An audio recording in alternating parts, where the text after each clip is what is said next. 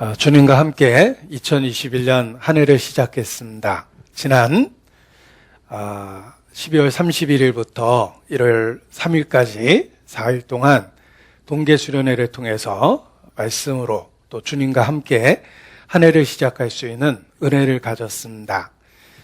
비록 온라인이지만 가뭄 중에 단비처럼 또 흉년 중에 곡식을 얻은 것처럼 그런 귀한 시간이었다고 확신을 합니다. 오늘 이렇게 또 온라인으로나마 하나님 앞에 함께 모여서 말씀을 배우게 되었습니다. 여기는 전주교회당 소강당입니다.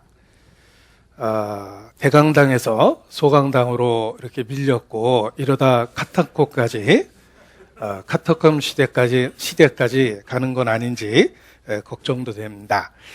함께 할 수 있도록 은혜를 주신 주님을 기억하고 주님 앞에 기도로 시작하겠습니다.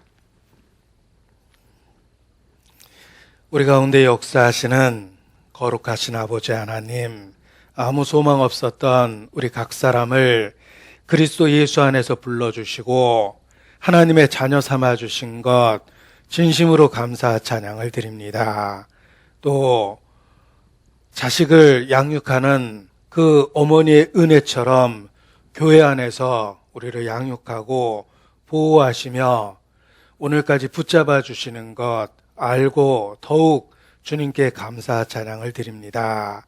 잠깐 후에 주님 앞에 서는 그날 칭찬과 영광과 존귀 가운데 주님을 만날 수 있도록 우리의 모든 삶을 다스려 주시고 조정해 주시고 또 변화시켜 주시기를 주님께 기도합니다.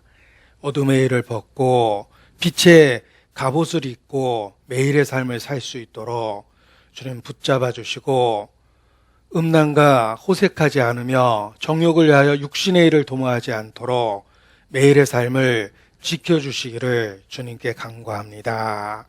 구별된 삶을 통해서 주님께 영광을 돌리다가 주님 만날 수 있도록 붙잡아 주시고 또 도와주시기를 주님께 간구합니다.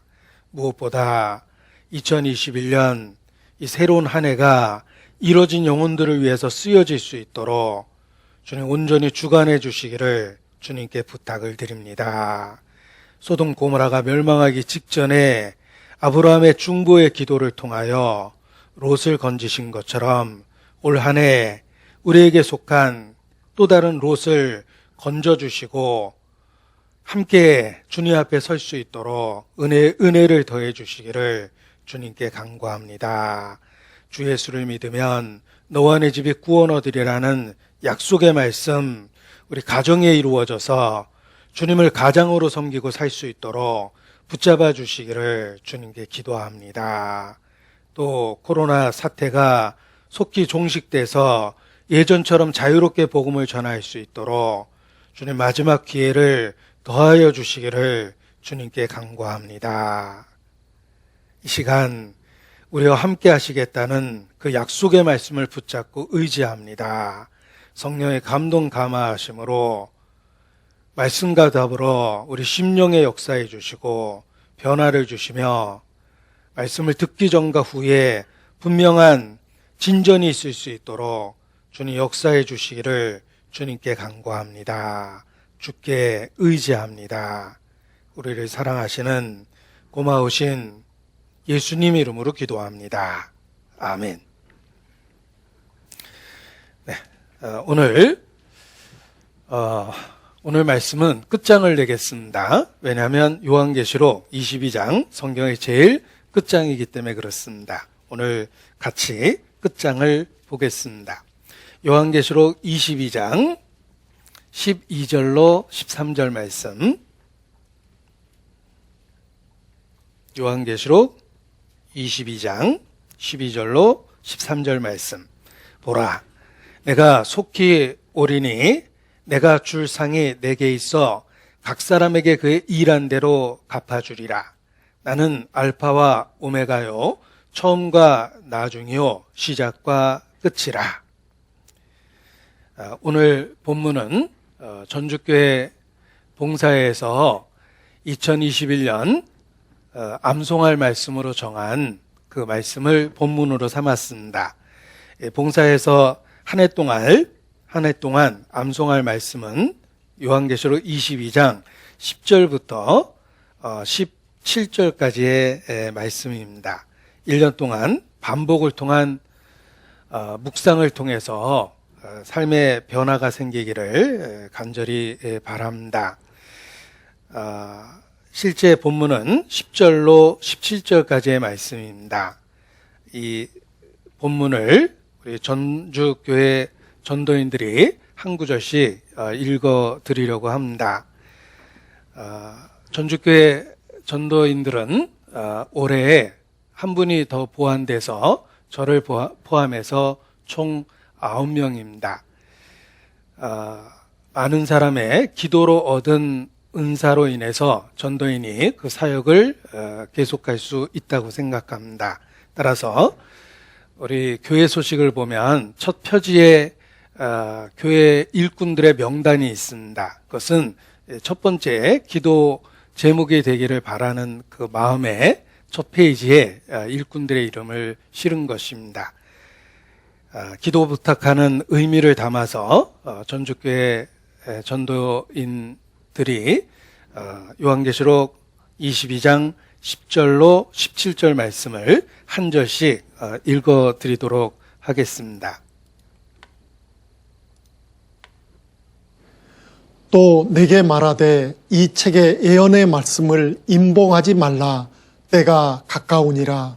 불의를 하는 자는 그대로 불의를 하고 더러운 자는 그대로 더럽고 의로운 자는 그대로 의를 행하고 거룩한 자는 그대로 거룩되게 하라. 보라, 내가 속히 오리니 내가 줄 상이 내게 있어 각 사람에게 그의 일한 대로 갚아주리라. 나는 알파와 오메가요, 처음과 나중이요, 시작과 끝이라. 그 두루마기를 빠는 자들은 복이 있으니 이는 저희가 생명나무에 나아가며 문들을 통하여 성에 들어갈 권세를 얻으려 함이로다. 개들과 술객들과 행음자들과 살인자들과 우상숭배자들과 및 거짓말을 좋아하며 지어내는 자마다 성 밖에 있으리라. 나 예수는 교회들을 위하여 내 사자를 보내어 이것들을 너희에게 증거하게 하였노라. 나는 다윗의 뿌리요 자손이니 곧 광명한 새벽별이라 하시더라. 성령과 신부가 말씀하시기를 오라 하시는도다. 듣는 자도 오라 할 것이요 목마른 자도 올 것이요 또 원하는 자는 값 없이 생명수를 받으라 하시더라. 네. 이렇게 총 전도인실에 8분, 저까지 포함해서 9명이 있습니다. 늘 기억하고 기도 부탁을 드립니다. 많은 분들이 오해하시기를 전주교회 전도인들을 인물 보고 뽑았다라고 이렇게 오해하시는 분이 계시는데 저를 보고 오해를 확실히 푸시기 바랍니다. 안전한 외모를 갖고 있는 전도인도 있습니다. 한 해 동안 암송을 하게 될 텐데 암송의 최고의 유익은 말씀을 묵상할 수 있다는 것입니다.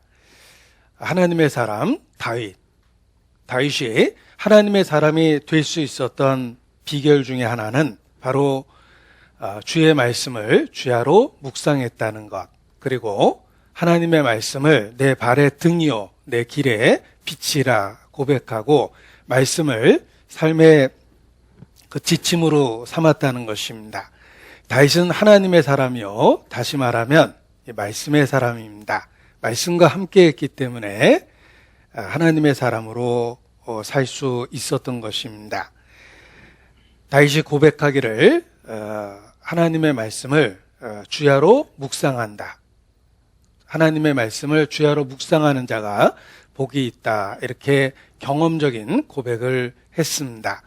이 묵상하는 최고의 방법이 암송입니다. 왜냐하면 암송은 아무리 머리가 좋은 사람도 반복을 통해서 암송할 수 있기 때문에 그렇습니다. 같은 동작을 반복해서 몸의 체화,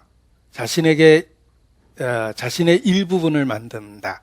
어떤 어려운 동작도 반복을 통해서 자신의 몸의 일부분을 만들 수 있는데 하나님의 말씀도 그렇습니다. 이 반복을 통해서 말씀이 육신이 되는 그런 경험을 하게 됩니다. 예수님 자신이 말씀이 육신이 된 분이요, 성령이 우리 가운데 역사할 때 단순한 글이 아니라 우리의 삶의 변화를 만들게 됩니다. 삶의 체험을 만들게 됩니다. 말씀이 육신이 될 수 있는 그 방법이 바로 암송을 위한 반복입니다. 그 반복을 통해서 그 말씀이 묵상되고 그 말씀이 삶의 일부분이 되는 것입니다. 그래서 묵상의 가장 좋은 방법은 반복이다. 암송은 주야로 묵상하게 만들어주는 것입니다. 그리고 하나님의 말씀을 주야로 묵상하게 되면 현재의 삶에 now and here, 지금 이곳에 하나님이 함께 하시고 있다라는 깨달음이 생깁니다. 코람 데오라는 말이 있습니다. 신학대의 그 교훈으로도 많이 쓰이는데 코람 데오란 하나님 앞에서라는 말의 라틴어입니다. 우리가 하나님 앞에 있다라는 하나님의 임재를 일깨울 때 하나님 앞에서 올바른 삶을 살게 됩니다. 이 말씀을 묵상하게 되면 현재의 삶에 지금 이곳에서 하나님이 역사하고 있다는 사실을 발견하게 됩니다. 그래서 올바른 선택을 할 수 있는 것입니다.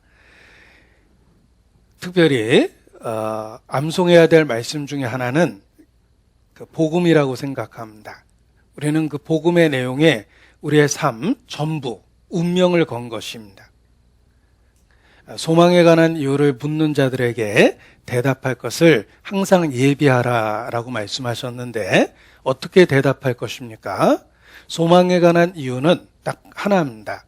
바로 복음과 관련되어 있습니다. 따라서 모든 그리스도인들은, 예수님을 그리스도라고 믿는 그리스도인들은 특별히 복음에 대한 구절을 암송해야 된다고 생각합니다. 그리스도의 군사라고 할 때 군인은 단독으로 무장되어 있습니다. 군인의 특징은 무장되어 있다는 것입니다. 모든 그리스도인들은 복음의 말씀으로 무장되어 있어야 됩니다. 그래서 특별히 복음에 관한 말씀은 암송을 해야 됩니다. 우리가 그 말씀에 우리의 삶 전체를 걸었기 때문에 그렇습니다. 그래서 우리가 붙잡고 있는 생명줄이 복음과 관련되어 있기 때문에 특별히 주야로 묵상해야 될 말씀은 복음이며 꼭 암송해야 될 말씀도 복음입니다. 그리스도인을 무장하는 모습을 진리로 허리띠를 띠고 의의 흉배를 붙이고 복음에 예비한 것으로 신을 신고 구원의 투구를 쓰고 이런 그 무장되는 모습으로 표현할 때 대부분은 방어용 무기입니다. 그런데 유일한 공격용 무기가 있습니다. 그것이 바로 말씀입니다. 말씀을 검으로 표현했기 때문에 그렇습니다. 그래서 말씀의 검, 그리스도의 군사가 갖고 있는 유일한 공격용 무기가 말씀입니다. 자기를 지킬 수 있다는 것입니다. 무기를 잃어버린 군사는 무력합니다. 말씀을 잃어버린 성도도 그러한 것입니다. 그래서 특별히 묵상해야 될 말씀, 반복해야 될 말씀, 꼭 암송해야 될 말씀은 복음과 관련한 말씀이다라는 이야기도 드리고 싶습니다. 봉사에서 한 해 암송하기로 정한 말씀은 10절로 17절입니다. 그래서 암송에 도움이 될 수 있도록 이 말씀을 차례대로 살펴보도록 하겠습니다. 10절입니다. 또 내게 말하되, 요 내게가 누구냐면 8절에 보면 이것을 보고 들은 자는 나 요한이니 내가 듣고 볼 때, 이 책 자체가 요한계시록이고 요한에게 주신 계시입니다. 그리고 분명하게 요한은 자신이 이러한 것을 보고 들은 증인이다 라고 이야기하고 있습니다. 요한은 모든 성도의 대표격으로 말씀을 보고 들은 것이다, 이렇게 말할 수 있습니다. 모든 성도의 대표격이다. 따라서 내게 말하되라는 이 표현을 우리 개인에게 적용해도 틀린 것이 아닙니다. 하나님 심중에 있는 의도와 똑같다는 것입니다. 우리 개인에게 주신 그 말씀으로 받아들이는 것이 필요합니다. 요한과 같이 예수님을 주와 그리스도, 하나님의 아들로 믿고 고백하는 모든 사람들은 이 말씀을 개인적으로 받아들일 자격이 있는 것입니다. 그래서 시대를 초월해서 우리는 감동하는 마음을 갖고 이 말씀을 개인적으로 받아들일 수 있는 것입니다. 또 내게 말하되, 우리 자신에게 주신 말씀인 것입니다. 그리고 16절에 보면 또한 교회를 위해서 주신 말씀이라고 표현하셨습니다. 16절에 자, 나 예수는 교회들을 위하여 내 사자를 보내어 이것들을 너희에게 증거하게 하였노라. 성도 개인에게 주시는 말씀이요, 또 그 말씀은 교회 전체의 유익을 위해서 주시는 말씀이라는 것입니다. 자, 우리 개인적인 그 감동과 큰 교훈을 받을 때가 있습니다. 그것이 나 자신을 위한 것뿐만 아니라 사실은 성도 간의 교통, 곧 교제를 통해서 교회의 유익이 되도록 주신 말씀입니다. 그래서 내게 주신 개인적인 경험과 깨달음을 우리는 share, 나눌 필요가 있는 것입니다. 원래 그리스도인의 3S라는 게 있습니다. 섹스, 스포츠, 스크린은 세상 사람의 3S고 그리스도인의 3S는 say, 그리스도에 대한 신앙을 say, 말하라. 그 다음에 show, 신앙을 보여주라. 삶의 행동으로 보여주라는 뜻입니다. 그리고 세 번째 S는 share, 나누라. 자신의 것을 이웃을 위하여, 심지어는 원수를 위하여 나누라는 것입니다. 그래서 그리스도인의 3S라고 표현하는데 마지막 쉐어를 기억해 보십시오. 내게 주신 교훈은 개인적으로 끝나는 것이 아니라 성도 간의 교통을 통해서 함께 나눠야 됩니다. share, 나눌 의무가 있는 것입니다. 그래서 요한 자신에게 주신 교훈이요 뿐만 아니라 교회를 위하여 주신 교훈이다. 우리가 교회 생활을 통해서 서로에게 주신 것을 나눌 때 풍성한 그 교훈을 얻게 되는 것입니다. 이 사복음서는 각각의 입장에서 예수님에 대한 기록을 남겼는데 그 4개의 복음서가 종합됐을 때 비로소 예수님에 대한 입체적인 모습을 깨달을 수 있습니다. 마찬가지로 내가 경험한 예수 그리스도를 교회에서 share, 나눌 때 우리의 신앙이 입체적인 모습을 갖고 모든 영양분을 공급받듯이 그렇게 신앙이 성숙할 수 있는 것입니다. 그래서 성도들이 교통하는 것을 믿사오며, 사도신경도 그렇게 고백합니다. 우리가 개인적으로 받은 교훈은 혼자만 간직하는 것이 아니라 나눌 필요가 있는 것입니다.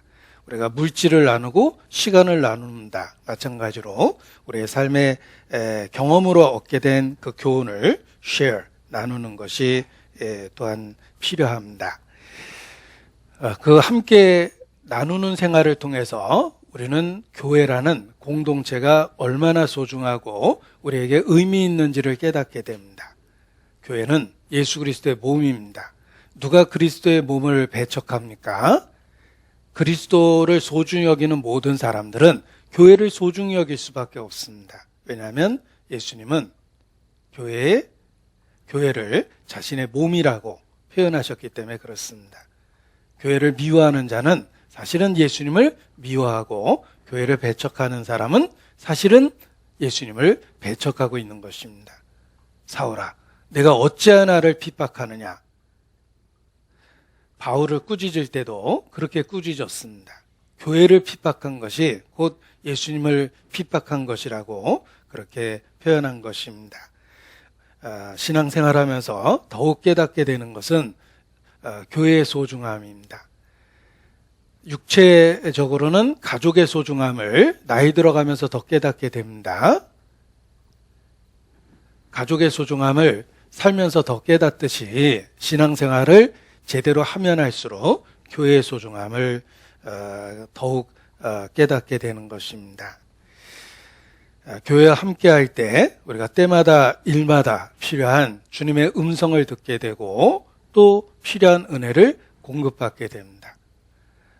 그러한 절대성을 가르쳐주기 위해서 예수께서 교회를 포도나무 자신으로 표현했고 그리고 각각 그 지체들을 가지에다 표현한 겁니다.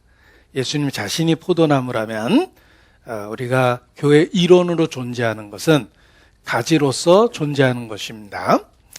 자, 생각해 보십시오. 가지가 하나 떨어지면 나무 입장에서는 참 아깝습니다. 그런데 아무리 큰 가지라도 끊어져서 떨어지면 나무 입장에서는 다른 가지를 택해서 거기에 양분을 더 공급해서 열매를 맺어갑니다. 나무가 손해보는 경우는 없습니다. 나무는 또 다른 가지를 대체해서 열매를 맺게 되어 있습니다. 그러나 문제는 가지에게 있습니다. 가지가 나무에서 떨어지면 나무에게 손해가 있는 것이 아니라 떨어진 가지는 가치가 없습니다. 그래서 예수께서도 이르시기를 사람이 내 안에 거하지 아니하면 가지처럼 밖에 버리워 말라지나니 사람들이 이것을 모아다가 불에 던져 사르느니라 이렇게 경고하셨습니다. 그래서 어떤 분은 교회를 떠난다라고 이야기하는데 사실은 옳지 않은 마음과 생각과 태도 때문에 하나님이 잘라내신 것입니다. 그리고 결과적으로는 교회가 손해보는 경우는 없습니다. 막말하면서 내가 없이 이 교회가 잘 되는지 보자라고 이렇게 험한 말하는 경우도 들었습니다. 그런데 사실은 더 그 후에 교회가 깨끗해지고 갈등과 다툼이 없이 교회가 더 성장하는 경우를 많이 보게 됩니다. 그래서 기억할 것은 교회를 떠난다는 것은 가지에서 잘라지는 것과 똑같다라고 생각하는 것입니다. 가지에게는 치명적인 문제가 됩니다. 지난주 멕시코 사군교회 김민성 목사님이 이렇게 표현했습니다. 물고기가 물을 떠나면 물이 손해보는 법은 없다. 그러나 물고기에게는 치명적이다. 그렇습니다. 그래서 교회는 변함없이 또 다른 가지를 통해서 열매를 맺게 되지만 교회를 스스로의 결정으로 떠나는 것은 정말 가장 어리석은 가룟 유다에 이어서 인생의 가장 어리석은 선택을 하는 거라고 생각합니다. 물고기와 물의 관계로도 생각해 볼 수 있는데 만일 물고기가 물에서 썩어가면 물에서 죽어서 썩어가면 사실 다른 물고기에게도 치명적이며 결국은 물도 썩게 만듭니다. 따라서 관리하는 주인의 입장에서는 죽은 물고기가 보이면은 빨리 건져내야 됩니다. 그와 같이 교회 안에서도 죽은 행실과 그런 잘못된 삶의 모습을 취하게 되면 주님이 분리시키는 것을 이렇게 당하게 되는 것입니다. 그래서 이 교회의 소중함도 알아야 되고 우리가 교회를 더럽히지 않도록 우리의 삶도 스스로 더욱 잘 관리를 해야 됩니다. 이런 그 아름다운 노래가 있었습니다. 어느 맑은 여름날 연못 속에 붕어 두 마리 서로 싸워 한 마리는 물 위에 떠오르고 그놈 살이 썩어 들어가 물도 따라 썩어 들어가 연못 속에는 아무것도 살 수 없게 되었죠. 어떻게 됐다고요? 연못 속에는 아무것도 살 수 없게 되었죠 라고 되어 있습니다. 이 노래가 장단 고점다. 길게 하거나 짧게 하거나 높게 하거나 낮게 하거나 그러니까 사실은 말하는 것과 큰 차이가 없는 것입니다. 제가 노래했다고 이렇게 어색해할 필요는 없습니다. 가장 어색한 사람은 저거든요. 예. 자, 그런데 아무튼 그 노랫말이 제가 그 아름다워서 그대로 인용을 해본 겁니다. 연못 속의 붕어 두 마리, 서로 싸워 한 마리가 물 위에 떠오르면 결과가 너무 비참합니다. 그놈 살이 썩어 들어가. 떠오른 것도 문제가 되지만 결국은 다른 물고기도 죽게 되고 연못 속에는 아무것도 살지 않게 됩니다. 너희가 피차 물고 먹으면 둘 다 그 망할 거라고 경고하십니다. 그래서 이 교회 안에서의 다툼이 교회를 혹 어지럽히거나 물을 더럽히거나 썩게 만드는 거라고 생각하면 개인적인 감정을 표현하는 것은 어리석은 것입니다. 그래서 내가 억울해도 참고 분해도 정말 주님 생각해서 또 참고 주님 오실 때까지 또 참는 것이 자신을 위해서도 유익하고 또 교회를 위해서 공동체를 위해서도 꼭 필요한 거라고 생각합니다. 개인에게 준 가르침은 곧 교회를 위해서 share, 함께 나누라고 준 것이다 라는 것을 기억하십시오.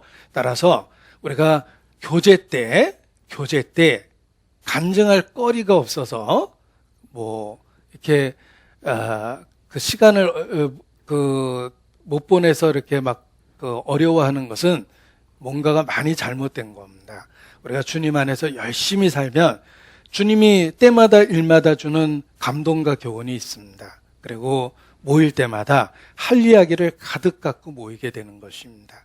그래서 혹 우리의 모임이 간증할 거리가 없어서 고통받고 있지 않는지, 그것은 우리 각 사람이 주님 안에서 살려고 몸부림치는 행동이 없기 때문에 그렇다라고 반성할 필요도 있다는 것입니다. 10절 다시 봅니다.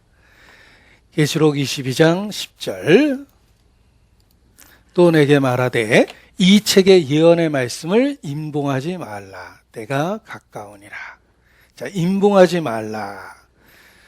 구약에 보면 이 말씀을 임봉하라라는 표현이 눈에 많이 띕니다. 예를 들면 다니엘에게도 장래일의 큰 비밀을 알리셨는데 다니엘에게 이르시기를 다니엘아 마지막 때까지 이 말을 간수하고 봉함하라. 다니엘아 갈지어다. 대저 이 말은 마지막 때까지 간수하고 봉함할지어다. 이렇게 말씀하셨습니다.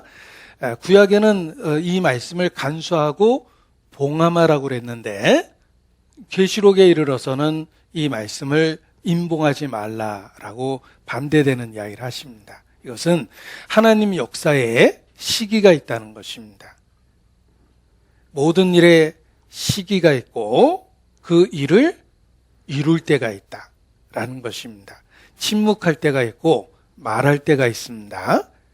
예를 들면 구약은 장차 오실 그리스도에 대한 예언입니다. 그리고 신약은 그 예언이 성취됐기 때문에 성취된 사실에 대한 그 말씀들입니다. 그래서 구약은 어떤 의미에서 오실 그리스도와 연관돼서 간수하고 봉함된 예언들이 많고 신약의 말씀들은 그 말씀이 성취되었다라는 사실에 대한 입증이 많습니다.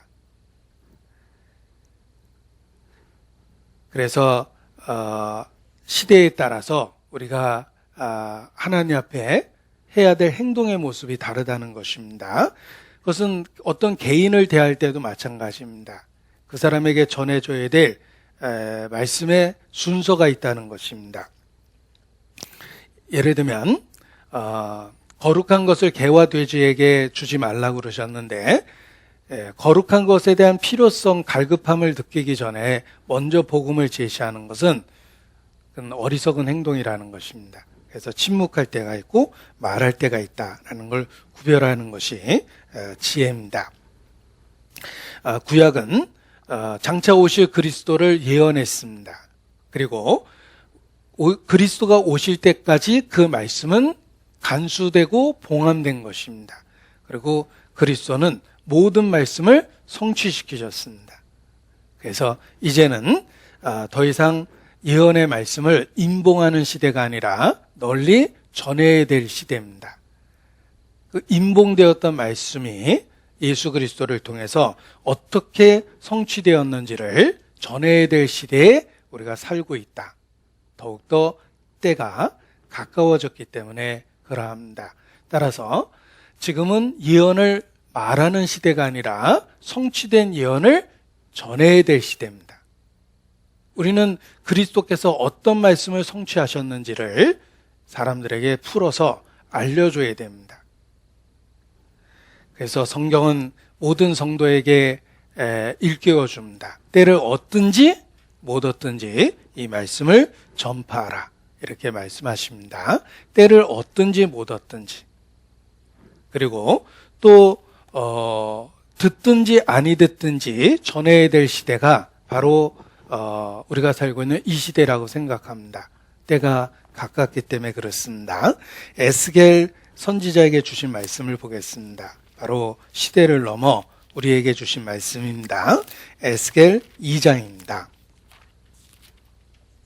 에스겔 2장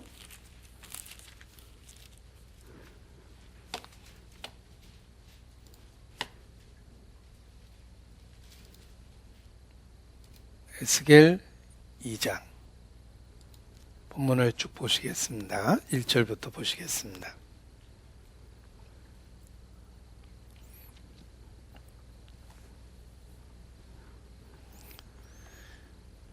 자, 성취된 그리스도와 관련된 말씀은 임봉하는 시대가 아니라 임봉하지 말라고 말씀하셨습니다. 그 성취된 사실을 널리 전해야 될 시대입니다. 자, 그간에게 이르시되 인자야 일어서라. 일어서라라는 말은 현재 삶의 변화가 필요하다는 것입니다. 우리 슬로건하고 똑같죠? Arise. 일어나 이제 다시. 자, 일어서라. 내가 내게 말하리라. 주님은 우리에게 분명히 성취된 사실을 알려주십니다. 말씀하실 때 그 신이 내게 임하사. 우리에게도 똑같은 경험이 있습니다. 단지 우리에게 말씀하시는 것이 아니라 성령의 내적 감동이 있습니다. 우리는 눈으로 성경을 읽습니다. 귀로 말씀을 듣습니다. 그걸로 끝나면 삶의 변화가 안 생기는데 성령은 내적으로 우리 안에서 말씀하십니다. 그래서 내가 글로 봤던 말씀을 내적으로 깨닫게 하시고 감동 감화하시죠? 귀로 들었던 말씀을 마음으로 깨닫게 해서 마음이 뜨거워지는 겁니다. 그래서 말씀과 성령이 함께 역사해서 변화를 일으키는 겁니다. 선지자를 통해서 그러한 사실을 일깨워 주십니다. 내가 내게 말하리라. 말씀하실 뿐만 아니라 그 신이 내게 임하사 성령의 감동 감화하심이 있습니다. 나를 일으켜 세우시기로 내가 그 말씀하시는 자의 소리를 들으니 내게 이르시되 인자야. 자, 우리 개인에게 모든 성도를 부르십니다. 인자야. 내가 너를 이스라엘 자손 곧 패역한 백성 나를 배반하는 자에게 보내노라. 그들과 그 열조간에게 범죄하여 오늘날까지 이르렀나니. 에스겔 선지자는 패역한 백성 나를 배반한 자에게 선지자를 보내셨습니다. 에스겔을 보내셨습니다. 우리도 마찬가지죠. 우리도 불신의 세상을 향하여 우리를 보내시는 겁니다. 패역한 백성, 하나님을 배반한 이 세상에 우리를 보내시는 것입니다. 4절. 이 자손은 얼굴이 뻔뻔하고 마음이 강팍한 자니라. 우리의 전도의 대상자가 말씀에 대한 반응을 하지 않는다고 놀랄 필요는 없습니다. 하나님은 알고 계십니다. 이 자손은 얼굴이 뻔뻔하고 마음이 강팍한 자니라. 불신자를 대하다 보면 이런 말씀이 생각이 저절로 납니다. 참 뻔뻔하고 마음이 강팍합니다. 대놓고 하나님을 부인하고 대놓고 성경을 모욕하기도 합니다. 내가 너를 그들에게 보내노니 너는 그들에게 이르기를 주 여호와의 말씀이 이러하시다 하라. 기록되었을 때 하나님의 말씀이 이렇다라고 분명히 알려줄 필요가 있다는 것입니다. 그들은 패역한 족속이라. 하나님도 다 알고 계십니다.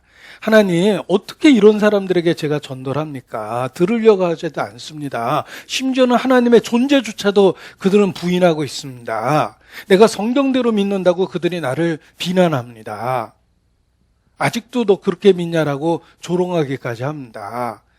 라고 생각할 때가 있는데 하나님 다 아십니다. 그들은 패역한 족속이라. 듣든지 아니 듣든지 안 들을 것도 아셨어요.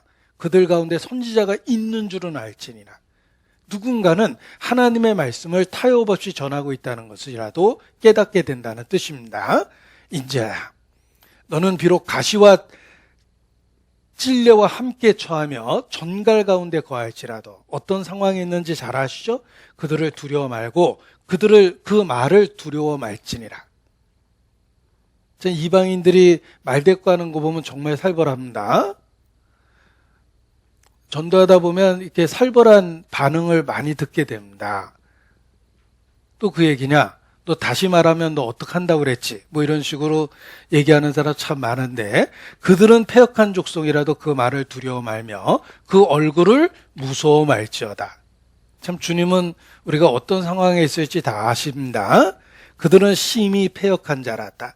패역한 자라. 듣든지 아니 듣든지 너는 내 말로 고할지어다. 자, 때를 얻든지 못 얻든지라고도 표현하셨고, 또 에스겔 선지자에게 주신 말씀 중에는 듣든지 아니 듣든지 이렇게 표현을 했습니다. 우리가 말씀을 이 마지막 때가 가까운 이 시대에 그렇게 전해야 됩니다.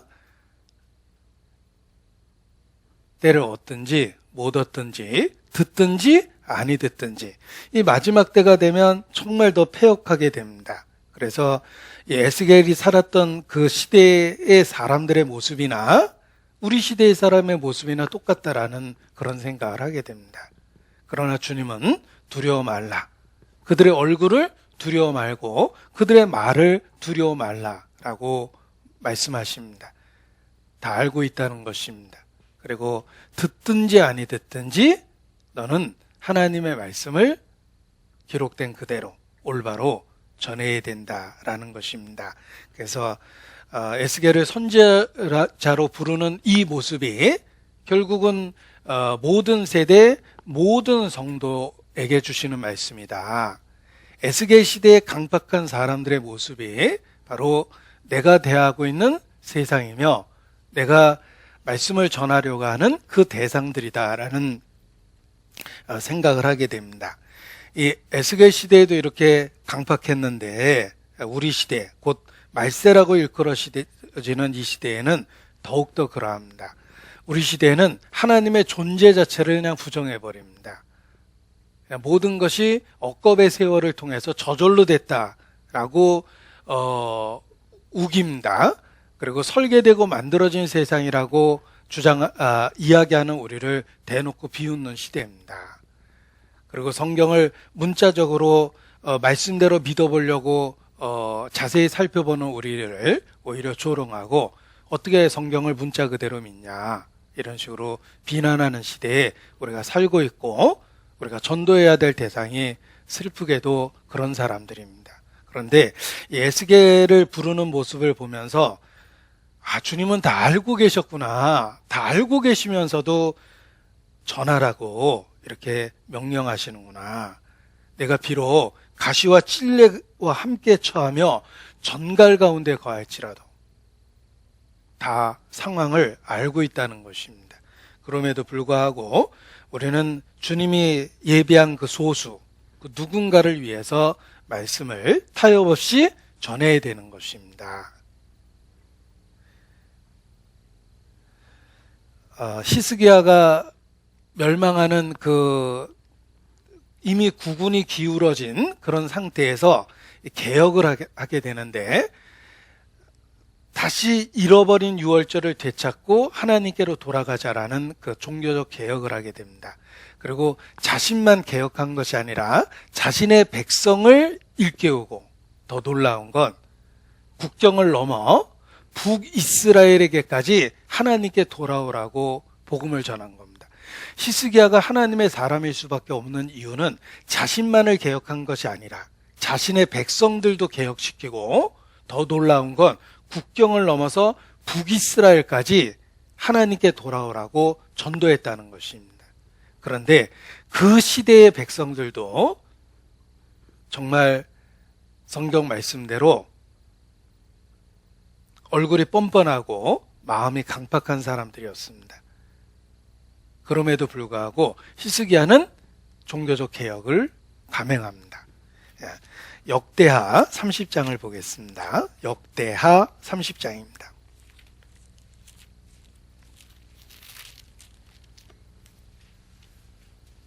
역대하 30장 8절 히스기야의 개혁입니다.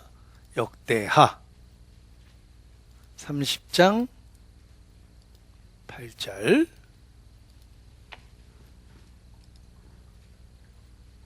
(697페이지입니다) 697. 그런즉 너희 열조같이 목을 곧게 하지 말고 여호와께 귀순하여 영원히 거룩하게 하신 전에 들어가서 너희 하나님 여호와를 섬겨 그 진노가 너희에게서 떠나게 하라. 돌아오라. 여호와께 귀순하라. 북한 동포 여러분, 더 이상 고생하지 말고 따뜻한 남쪽의 동포의 품으로 귀순하십시오. 라는 메시지보다 더 강력한 것입니다. 여호와께 귀순하라고 권유하는데 심지어는 국경을 넘어서 북이스라엘까지 전도를 합니다. 10절 보발군이 에브라임과 므낫세 지방 각성에 두루 다녀. 이것은 히스기야의 통치 범위를 벗어난 겁니다. 히스기야는 남유다의 왕입니다. 그런데 국경을 넘어서까지 하나님께 돌아오라는 메시지는 대체하고 있는 북이스라엘 사람들에게도 필요한 것입니다. 그러니까 보발군을 에브라임과 므낫세 지방과 각성에 두루 다녀 스볼론까지 이르렀으나 멀리 이스라엘 백성에게 다 보낸 겁니다. 그런데 사람들이 저를 조롱하며 비웃었더라. 그러나 아셀과 므낫세와 스볼론 중에서 몇 사람이 스스로 겸비하여 예루살렘에 이르렀고 대부분의 사람들은 히스기야의 그 메시지를 조롱하고 비웃었습니다. 그들은 이미 하나님 여호와의 신앙을 떠나서 단과 베델의 금송아지를 숭배하는 그 여로보암의 길을 쫓고 있었습니다. 그들은 대체 신앙을 갖고 있었어요. 그러니까 진리를 버리고 대체된 가짜를 갖고 있었습니다. 그리고 가짜에 만족하다 보니까 진짜 하나님께 돌아오라는 메시지를 조롱하고 비웃은 겁니다. 대체품을 갖고 있었기 때문에.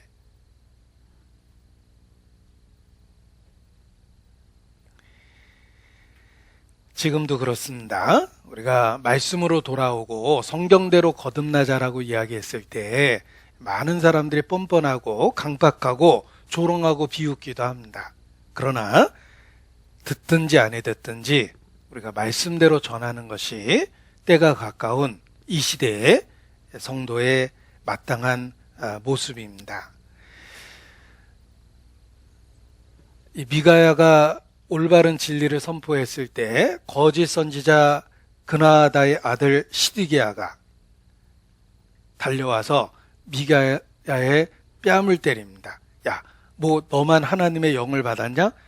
응? 우리 400여 이 사람들도 다 하나님의 영을 받았다. 이러면서 참된 말을 하는 선지자 미가야의 뺨을 때립니다. 그런데 우리가 살고 있는 시대가 그렇습니다.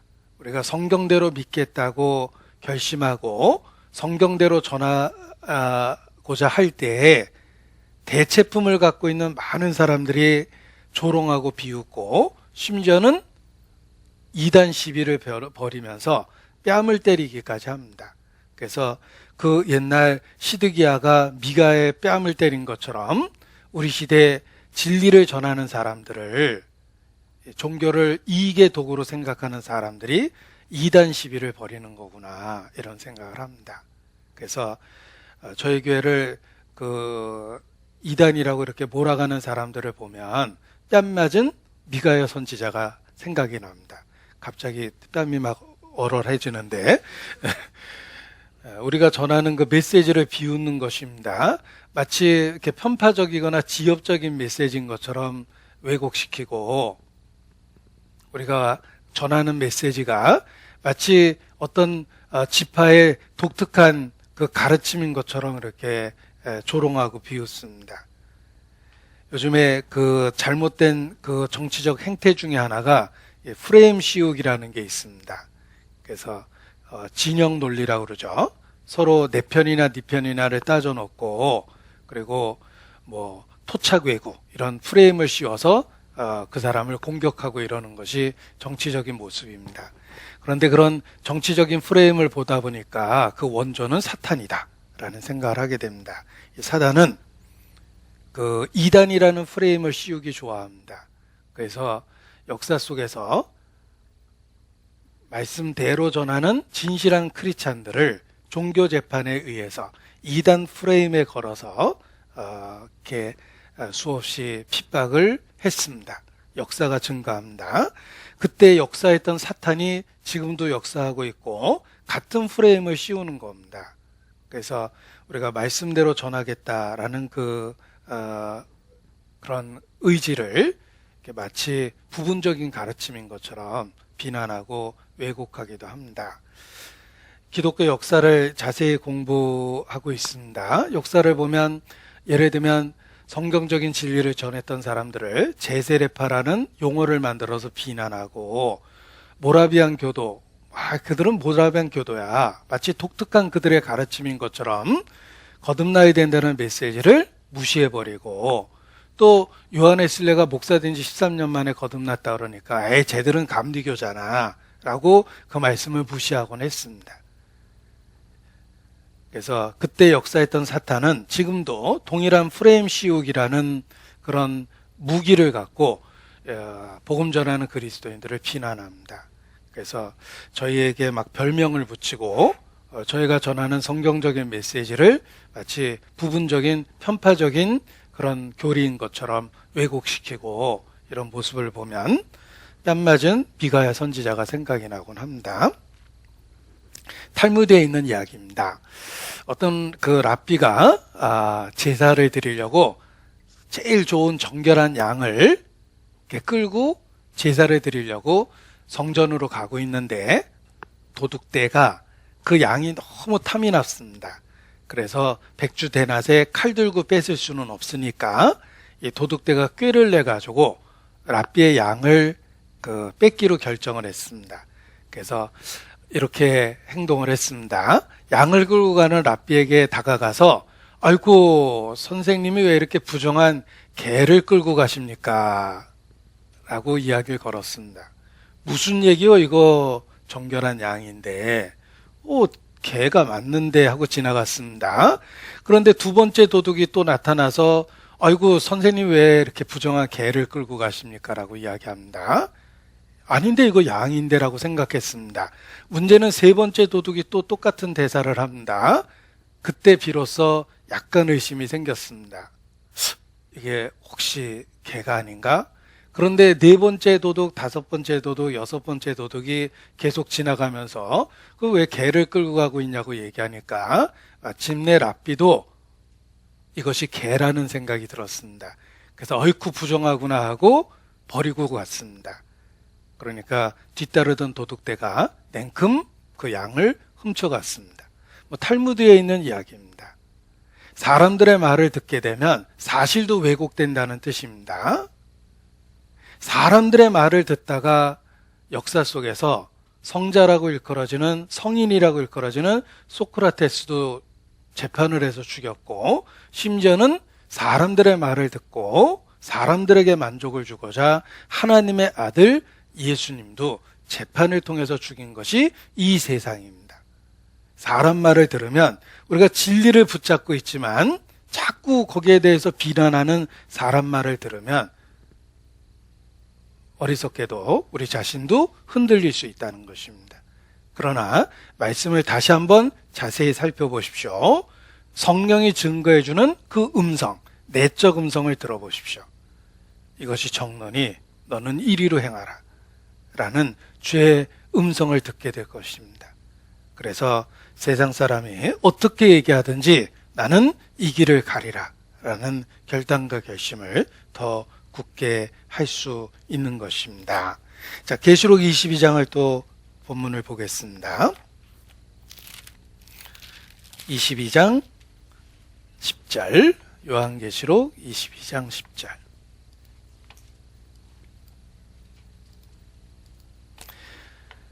이 책의 예언의 말씀을 임봉하지 마라. 때가 가까우니라. 때가 가까우니라. 자, 때가 가깝다라고 말씀하셨는데 이 말씀을 기록된 지 거의 2000년이 지나가고 있습니다. 또 속히 오신다고 말씀하셨는데 이 말씀을 하신 지도 2000여 년이 지나가고 있습니다. 자, 우리가 이러한 것을 어떻게 받아들여야 됩니까?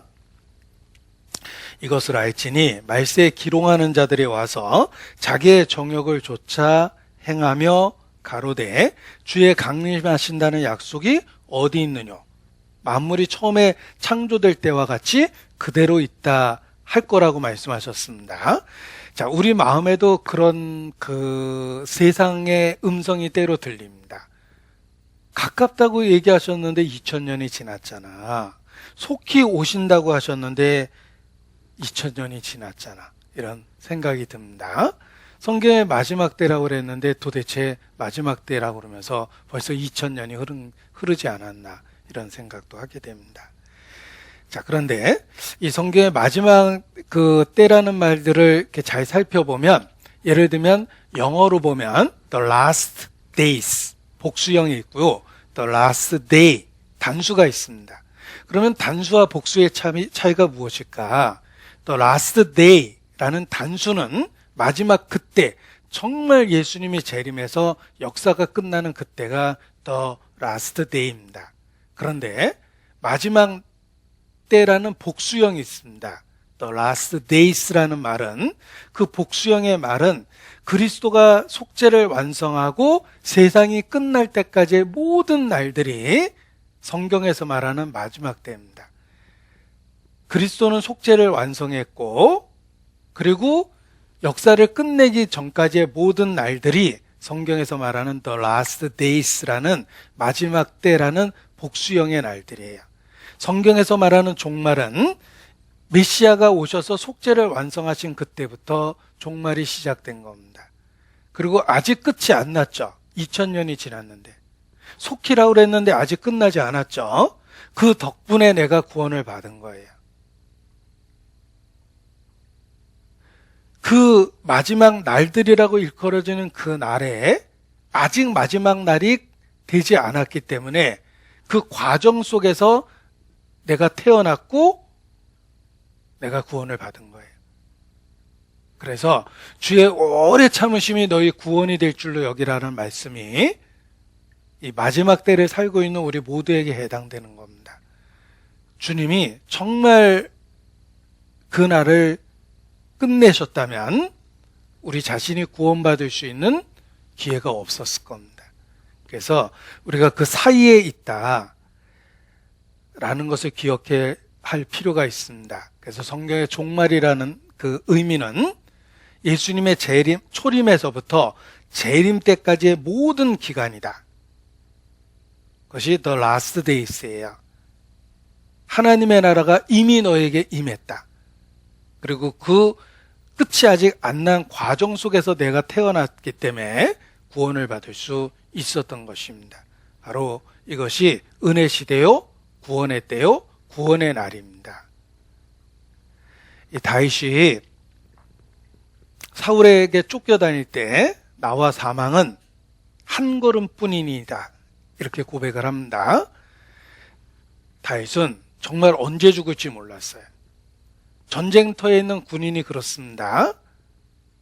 어제 전사자가 10명이 났어요. 지금 살아있는 사람이 30명입니다.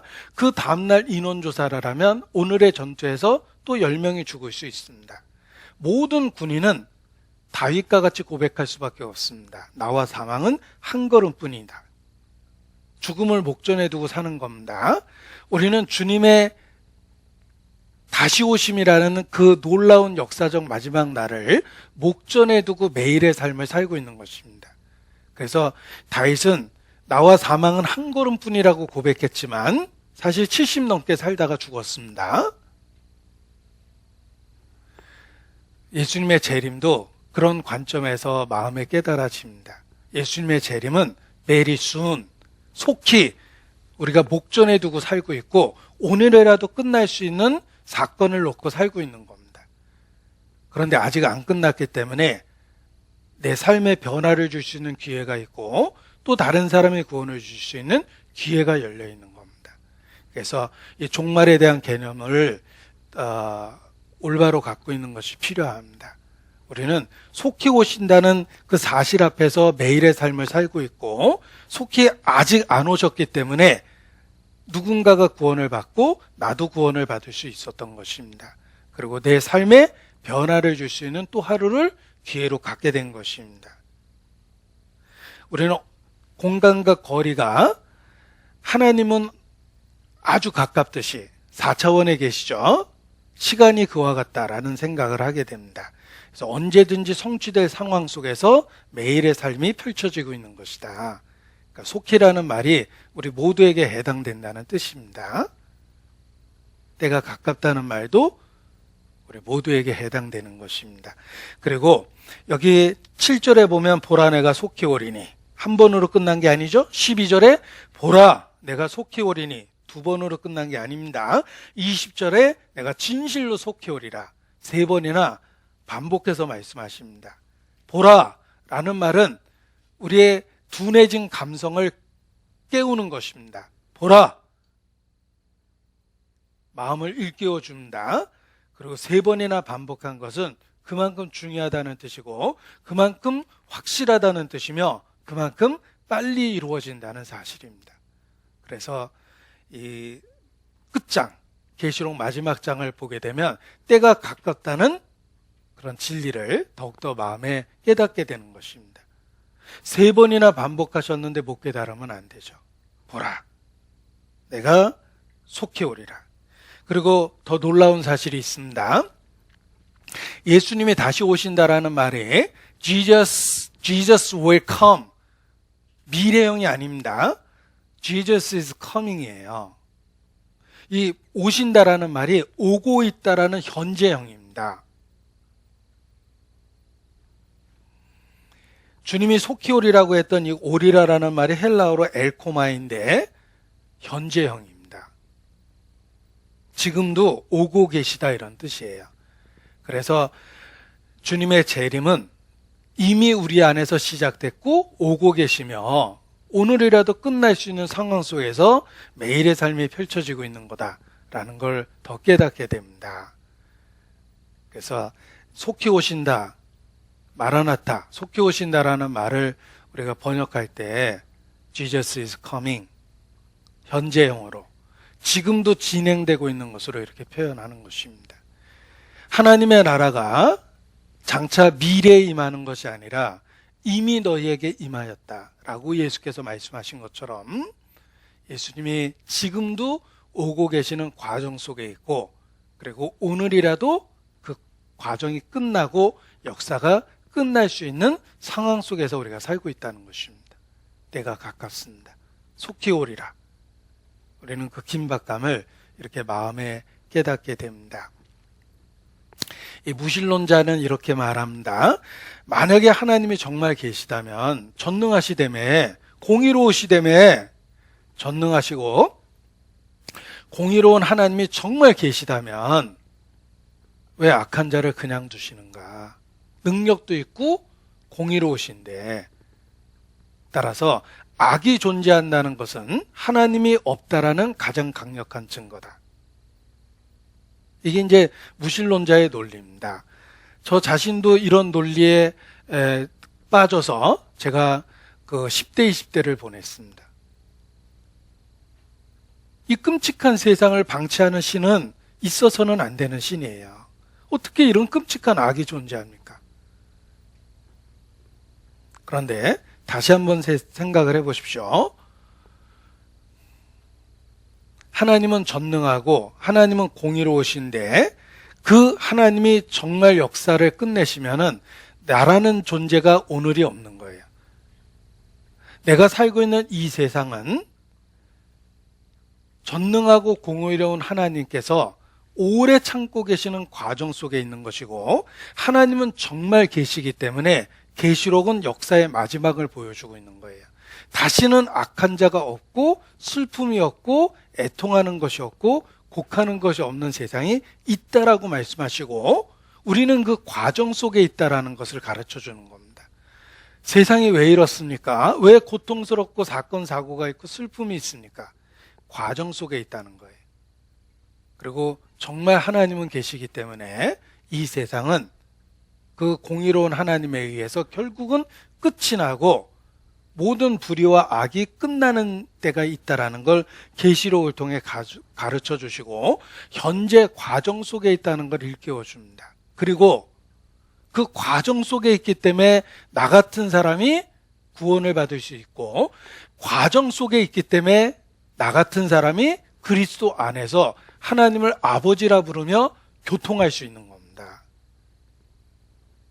그래서 하나님은 시작과 끝이요 처음과 나중인데 나는 어디에 있는가? 그 과정에 있다는 걸 아셔야 돼요. 그래서 악한 상태에서도 하나님이 역사를 지켜볼 수 있고 나라는 존재를 용납할 수 있고 그리스도 안에서 받아줄 수 있는 겁니다. 그리고 누군가가 또 구원을 받을 수 있는 겁니다. 그래서 현재 우리의 삶은 예수님의 초림과 재림 그 사이에 있고 전능하신 하나님은 반드시 계시기 때문에 공의를 집행할 그 날이 있다. 역사가 끝나는 날이 있다.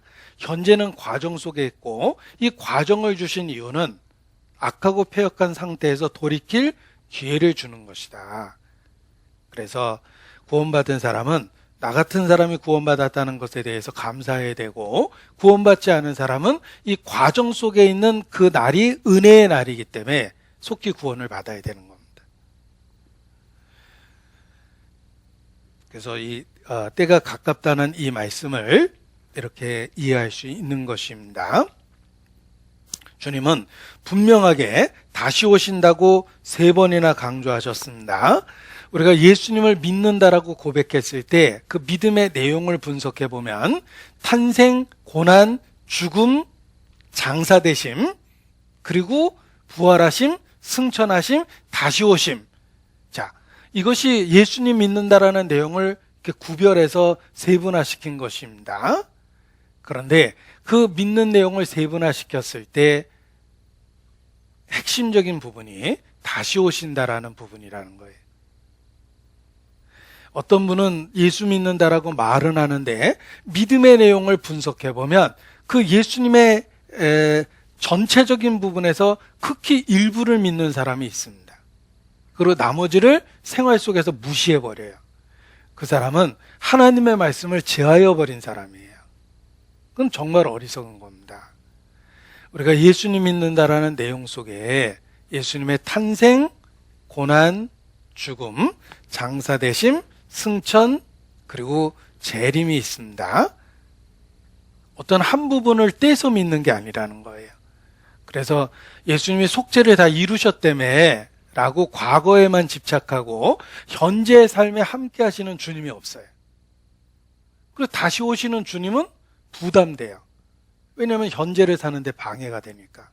그러면서도 자기가 믿는 사람이라고 이야기하는 건 그리스도를 토막내서 믿는 겁니다. 그런 그 어리석은 행동을 하면 안 됩니다. 자, 우리는 예수님의 전부를 믿는 거예요. 그 예수님의 전부를 믿는다라고 했을 때 이 다시 오신다라는 사실이 있다라는 걸 기억하셔야 됩니다. 그래서 주님 다시 오신다라는 그 진리를 붙잡아야 됩니다. 3번이나 마지막 끝장에 강조하셨잖아요. 내가 속히 오리라 라고 강조하셨고 진실로 속히 오리라고 말씀하셨는데 이 진실로라는 말이 그 아멘이라는 표현이며 예수님의 이름이기도 합니다. 다시 오신다라는 사실이 예수님의 인격으로 보장되어 있다는 거예요.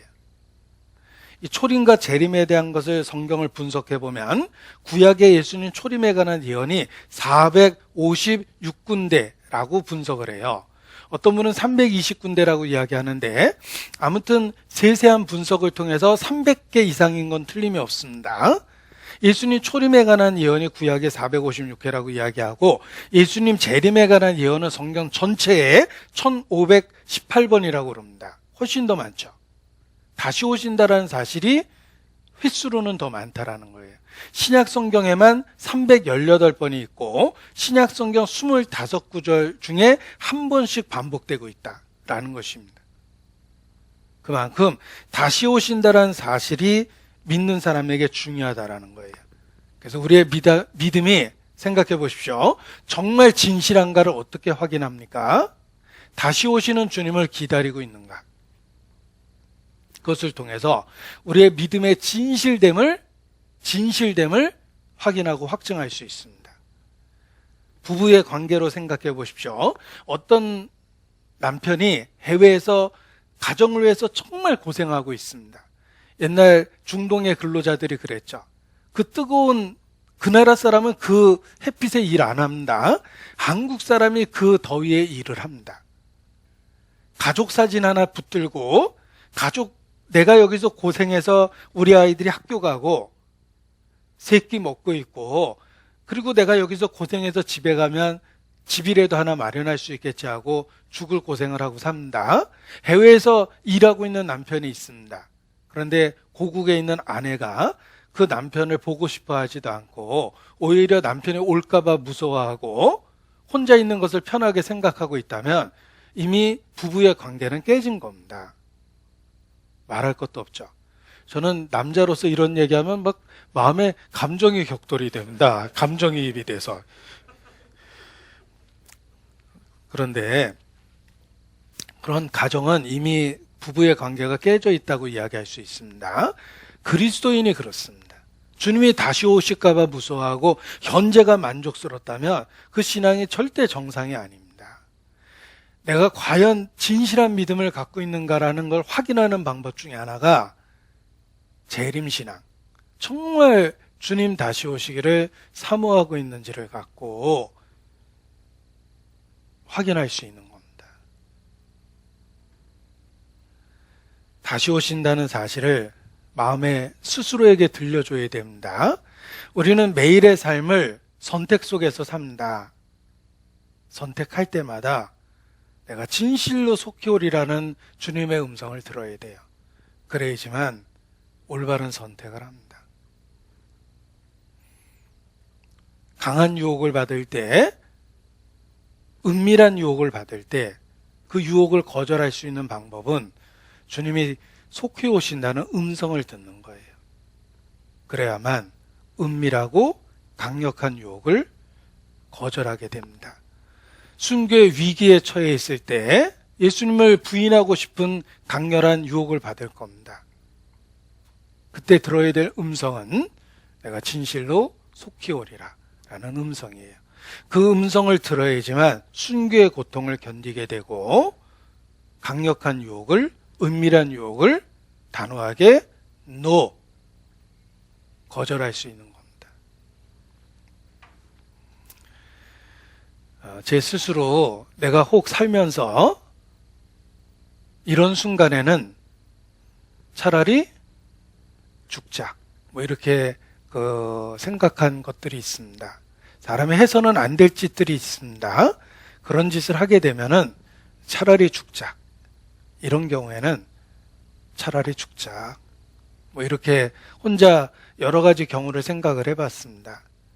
여러 가지가 있는데 사람이 해서는 안 될 짓이 있습니다.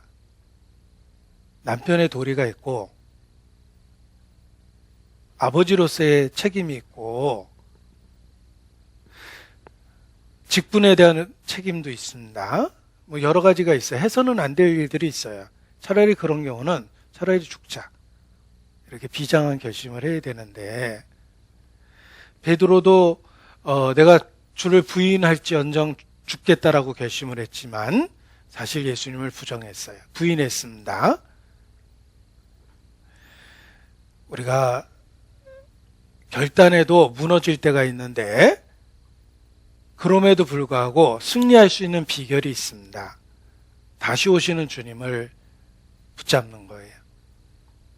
나와 사망은 한 걸음뿐이니이다 라는 말씀처럼 주님 자신이 우리와 한 걸음 바로 문 바깥에 있다고 생각할 때 유혹을 거절할 수 있는 겁니다. 그래서 매일의 삶 속에서 선택의 시간에 내가 속히 오리라 라는 주님의 음성을 들을 수 있어야 돼요. 그래야지만 이 마지막 때 여자가 정조를 지키듯이 성도가 거룩을 지키고 살 수 있는 것입니다.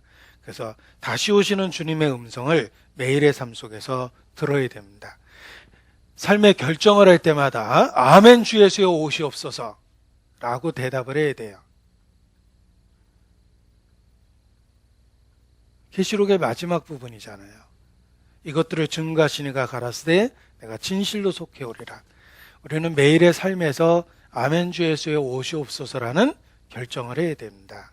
그래야만 유혹이 많은 세상에서 이 말세에 우리가 타협하지 않는 신앙을 지키고 살 수 있습니다. 자, 11절 경고합니다. 보십시오. 11절.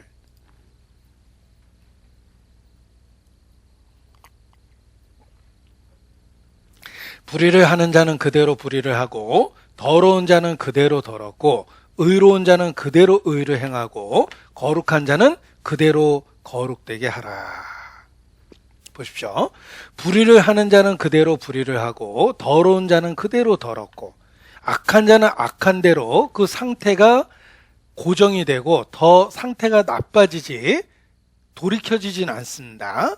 부패의 과정이기 때문에 그래요. 일단 음식이 썩으면 그 상태를 멈추게 할 수는 있어요. 냉동하면 되죠. 그러나 나아지게는 못합니다. 그거는 부패의 과정이기 때문에 그렇습니다. 타락이 그렇습니다. 잘못하면 그 타락한 상태가 그대로 지속이 되고 더 나빠지는 상태로 가버리게 된다는 거예요. 그리고 반대의 경우도 있습니다. 의로운 자는 그대로 의를 행하고 거룩한 자는 그대로 거룩되게 하라.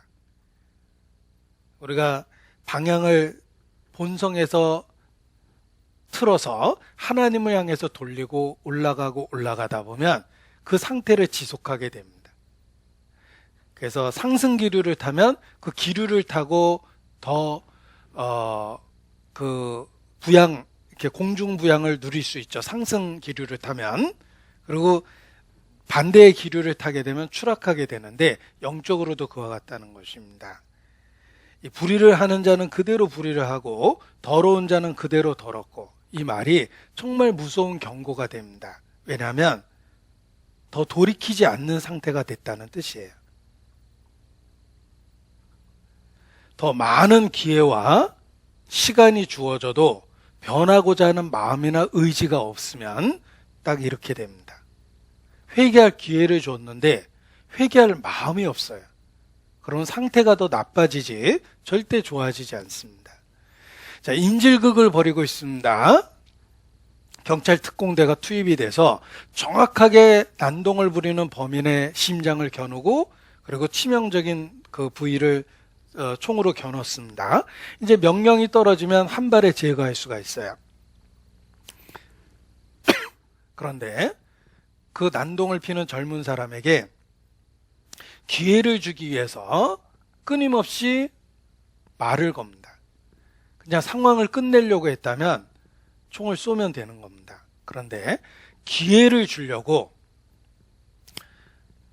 계속해서 시간을 끄는데 결정하는 사람이 발사하고 결정할 때가 있습니다. 그건 언제냐면 전혀 돌이킬 의지나 마음이 없고 이 상태를 그냥 내버려두면 더 많은 피해자가 생기고 그러겠다. 저 사람은 절대로 설득한다고 돌이킬 상황이 아니다. 라는 판단이 주어지면 어쩔 수 없이 결정을 합니다. 발사. 그래서 상황이 종료되는 거예요. 하나님도 그렇습니다. 이미 우리 모두를 향해서 심판의 화살을 겨눴는데 돌이킬 마음이 없어요. 그냥 그대로 더럽고 그대로 불의를 행하고 있습니다. 놔두면 더 큰 죄를 지을 상황이에요. 그렇다면 결국은 하나님이 끝내십니다. 그냥 두라, 이런 거예요. 어쩔 수가 없다라는 거예요. 시간을 더 주도 절대 돌이킬 것이 아니다. 그렇게 결정이 되면 상황이 끝나게 돼 있습니다. 그래서 지나치게 악인되면 기한 전에 죽을 줄 알라고 이렇게 경고하신 겁니다. 요한계시록 2장 21절입니다. 요한계시록 2장 21절입니다.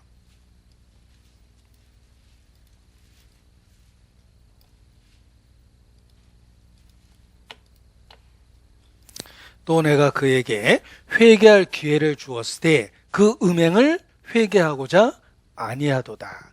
자, 하나님은 끊임없이 기회를 주십니다. 그런데 돌이킬 마음이 없어요. 그러면 심판은 집행될 수밖에 없는 것입니다. 자, 역사적인 사례를 보겠습니다. 요아스입니다. 요아스는 유대의 8번째 왕인데 역대하 24장입니다. 역대하 24장.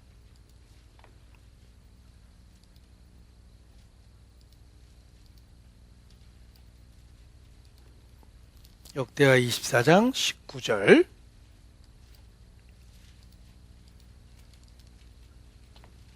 역대하 24장 19절.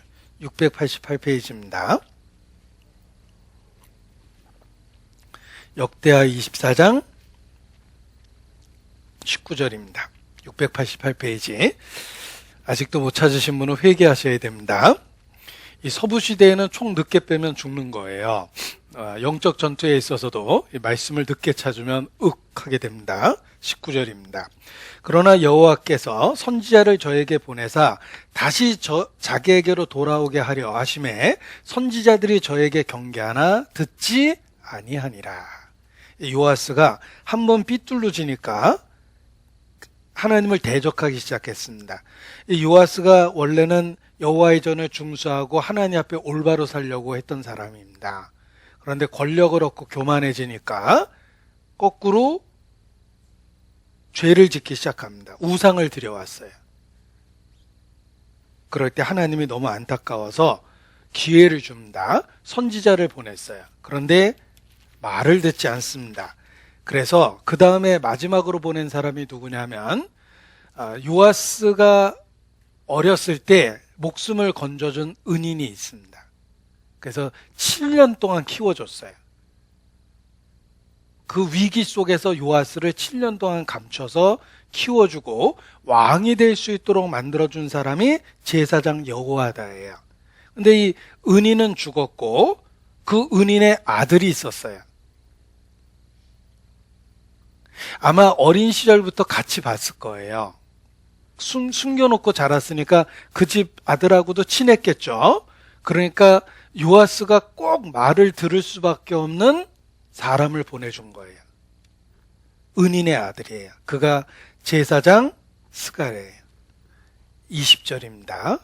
너무 슬퍼서 제가 제대로 읽을 수 있을지 모르겠어요. 이에 하나님의 신이 제사장 여호와의 아들 스가랴를 감동시키시매. 은인의 아들이에요. 어린 시절부터 같이 자랐던 사람입니다. 저가 백성 앞에 높이 서서 저에게 이르되 여호와께서 말씀하시기를 너희가 어찌하여 여호와의 명령을 거역하여 스스로 형통치 못하게 하느냐 하셨나니 너희가 여호와를 버린 고로 여호와께서도 너희를 버리셨느니라 하나 무리가 함께 꾀하고 왕의 명을 쫓아 여호와의 전뜰 안에서 돌로 쳐 죽였더라. 요아스가 은인의 아들을 죽입니다. 그것도 어린 시절 같이 자랐다고 그랬죠? 같이 자랐던 가장 친했던 스가랴를 죽여요. 그것도 어디서 죽이냐면 거룩한 여호와의 전, 하나님 목전 앞에서 거룩한 곳에서 제사장을 죽입니다. 그래서 말년에 굉장히 비참하게 돼요. 전쟁터에서 상하게 돼서 그것도 바로 죽지도 않아요. 막 고통받고 있는데 신하들이 와가지고 침상에서 쳐 죽입니다. 그리고 요아스는 그 열왕의 묘실에 들어가지 못하고 바깥에 묻혀요. 저런 못된 놈은 여기다 묻으면 안 된다 이런 뜻이에요. 여러분 요아스를 생각해 보십시오. 요아스가 처음에는 여호와께 올바로 행했는데 왕권이 안정되니까 교만해졌어요. 그리고 은인의 아들을 죽입니다. 그것도 하나님 앞에서 여호와의 전 뜰에서 죽여요. 그러니까 결국은 요아스를 하나님이 그냥 둘 수가 없었어요. 심판이 집행됐던 것입니다. 보십시오. 불의한 자는 그대로 불의를 행하고 더러운 자는 그대로 더럽게 두라. 성경에서 가장 무서운 말은 그냥 그대로 그렇게 두라 라는 말이 가장 무서운 말이라고 생각합니다. 그때가 제일 위험한 때예요. 그냥 그렇게 두라. 주여, 밭에 가라지가 있나이다. 원수가 이와 같이 하였구나. 그냥 두어라. 그게 제일 무서운 말이에요. 악한 상태인데 더 이상 하나님이 아무리 얘기해도 듣지 않는 상태가 되는 거예요.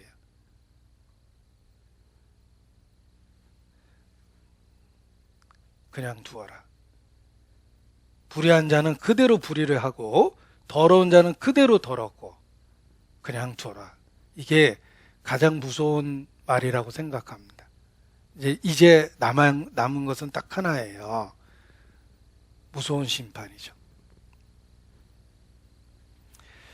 가장 위험한 상태가 그냥 두어라 라는 말이라고 생각합니다.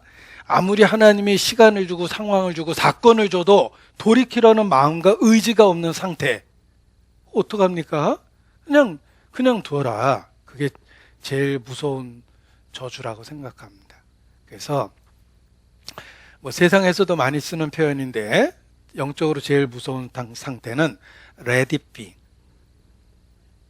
Let it be, let it be, let it be, let it be. Whisper words of wisdom, let it be. 이런 말이 제일 무서운 말이라고 생각해요. 그냥 둬라. 또 이런 노래도 있더라고요. Let it go, let it go, let it go. 이거 같은 멜로디로 불러지는데, 그냥 그대로, 그냥 둬. 그게 영적으로는 제일 무서운 말입니다. 우리가 하나님 앞에 기도해야 됩니다. 하나님, 제 인생에 적극 개입해 주세요. 나를 그냥 두지 마세요. 나를 본성 가운데 휩쓸어 가게 그냥 두지 마세요. 하나님, 저를 붙잡아 주세요. 제 인생에 개입해 주세요. 라고 기도하는 게 마땅합니다. 왜냐하면 성도는 소유권이 이전되어 있는 상태예요. 정말 주님이 나의 주인이시고 나의 왕이시라면 내 인생에 개입하실 수 있어요. 그리고 주님이 내 인생에 개입하는 걸 기쁨으로 여기는 것이 성도입니다. 주님, 저를 절대 그냥 버려두지 마세요. 주님은 나의 구세주입니다. 현재의 삶에 나와 함께 하시고 나의 선택에 주님 함께 해주세요. 내가 좌해야 될지 우회해야 될지 주님이 결정해 주세요. 이게 그리스도인이에요. 주님의 주권을 인정하고 왕권을 인정하고 나의 소유권을 내가 매일의 삶 속에서 인정하는 겁니다. 찬송가 332장 가사에 이런 가사가 있습니다. 나 행한 것 죄뿐이니 주 예수께 비옵기는 나의 몸과 나의 마음을 깨끗하게 하옵소서. 물 가지고 날 씻든지 불 가지고 날 태우든지 내 안과 박 다 씻으사 내 모든 죄에 멸하소서. 이 긴 가사인데 후렴 구절은 확실하게 생각이 나요. 물 가지고 날 씻든지 불 가지고 날 태우든지. 이 세상에 물과 불이라는 고난과 고통이 있고 상황과 사건이 있고 사람이 있어요. 하나님은 어떤 상황이든지 그 모든 걸 사용하셔서라도 내 모든 죄에 멸하소서. 내 인생에 개입해 주시고 나를 붙잡고 날 인도해 주세요. 라는 간구 속에 매일의 삶을 살아야 됩니다.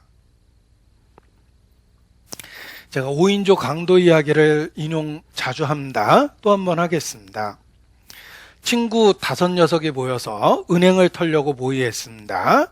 그래서 며칠 동안 모여가지고 모의하고 은행을 털기로 한 그날 드디어 만반의 준비를 갖추고 무기를 챙기고 은행을 털러 나가다가 아버지가 그 사실을 알았어요. 그 아들을 붙잡고 매달리고 못 나가게 했습니다. 아들은 발악을 하고 욕설을 했지만 결국은 아버지에게 붙잡혀가지고 약속대로 못 나갔습니다. 나머지 친구 4명이 모여서 예정대로 은행을 털었어요. 그 아들은 집 바깥에 못 나가고 아버지하고 둘이 방에 갇혀 있습니다. 너 절대 못 나간다. 그리고 심심해서 TV를 틀었는데 뉴스가 나옵니다. 오늘 저녁 4인조 강도가 은행을 털다가 2명은 현장에서 사살됐고 2명은 복부에 총을 맞고 체포돼서 병원에 있다. 그 뉴스를 듣는 아들, 만약에 아버지가 붙잡았지 않았다면 그날 뉴스에 5명으로 나왔을 겁니다. 아들이 착해서 강도에 참여 안 한 게 아니라 아버지가 붙잡아서 참여를 안 한 거예요. 우리 인생이 그렇습니다. 우리가 끔찍한 범죄자보다 결코 선하지 않습니다. 우리를 그냥 let it be, let it go 했다면 틀림없이 또 다른 범죄자가 됐을 거예요. 다윗도 우리아의 아내 밧세바를 취했는데 우리에게 권력과 부와 시간이 주어지면 무슨 짓을 할 거라고 생각합니까? 우리가 범죄하지 않는 이유는 딱 하나예요. 주님이 붙잡아 주셨기 때문에 그래요. 우리가 기도해야 될 제목은 주님 나를 제발 붙잡아 주세요라고 기도를 해야 되는 겁니다. 그것이 우리가 이 악한 세상에서 거룩하게 될 수 있는 방법입니다. 제발 저를 주님 붙잡아 주세요. 내 손을 붙잡고 놓지 마세요. Take my hands, precious Lord. 주님 다시 오신다고 3번이나 마지막 장에 강조하셨습니다. 우리의 매일의 삶은 아멘 주 예수여 오시옵소서 라는 고백과 그 고백에 맞는 선택이 되어야 됩니다. 그리고 우리는 연약하기 때문에 매일의 삶 속에서 주여 나의 손을 붙잡고 인도하소서, 내 삶에 적극적으로 개입해 주십시오 라는 기도와 간구가 필요합니다. 오늘 말씀의 제목을 임박한 그날, 재림과 상급 이렇게 정했습니다. 그런데 오늘 들으신 말씀은 재림에 대한 이야기를 말씀을 들었고 상급에 대한 말씀은 시즌 2 다음 주에 이어서 말씀을 드리겠습니다. 기도하시겠습니다. 아버지 하나님, 주의 이름을 부르고 살 수 있도록 모든 것을 허락해 주신 것 감사를 드립니다. 우리는 연약하고 어리석기까지 합니다. 주여 우리의 손을 붙잡고 매일의 삶 속에서 인도해 주시고 거룩해 구별한 삶을 살 수 있도록 붙잡아 주시기를 기도합니다. 특별히 병상에 있는 분들 쾌유와 완쾌될 수 있도록 주님 은혜를 주시고 영과 육의 건강한 가운데 이 마지막 때 더욱 힘있게 주님 안에서 살 수 있도록 기회를 주시고 인도해 주시기를 주님께 간구합니다. 1월 18일 예정된 전도 집회가 이뤄진 영혼들에게 소중한 기회가 될 수 있도록 우리를 사용해 주시고 우리 가운데 역사해 주시기를 주님께 기도합니다. 코로나 사태로부터 우리를 지켜주시고 더 좋은 것으로 채워주시기를 자비로운 주님께 더욱 간절히 기도합니다. 함께 하시는 주님, 감사와 찬양을 오직 주님께만 드립니다. 고마우신 예수님 이름으로 기도합니다. 아멘.